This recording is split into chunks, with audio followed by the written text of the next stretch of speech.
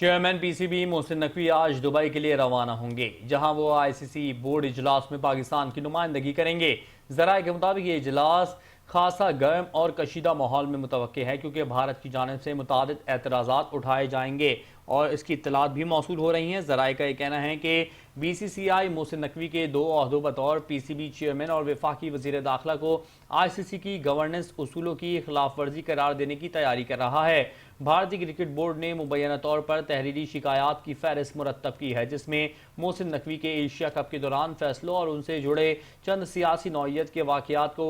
बुनियाद बनाया गया है। जराये के मुताबिक तनाज़े की असल जड़ एशिया कप फाइनल का वाक़या है, जब मैच के बाद ट्रॉफी तकरीब के दौरान भारतीय कप्तान सूर्य कुमार यादव ने मोहसिन नकवी से ट्रॉफी वसूल करने से इनकार कर दिया था। भारतीय कप्तान और बीसीसीआई ने ट्रॉफी तकरीब में एशियन क्रिकेट काउंसिल के दीगर मेंबरान से ट्रॉफी वसूल करने का मुतालबा किया था, जिसे बतौर सदर मोहसिन नकवी ने इनकार कर दिया था। एशियन क्रिकेट काउंसिल ने के सदर मोहसिन नकवी ने तकरीब में देर तक भारतीय कप्तान के स्टेज पर आने का इंतजार किया, मगर वो नहीं आए, जिसके बाद मोहसिन नकवी स्टेडियम से रवाना हुए और ट्रॉफी को एशियन क्रिकेट काउंसिल के दफ्तर पहुंचा दिया गया।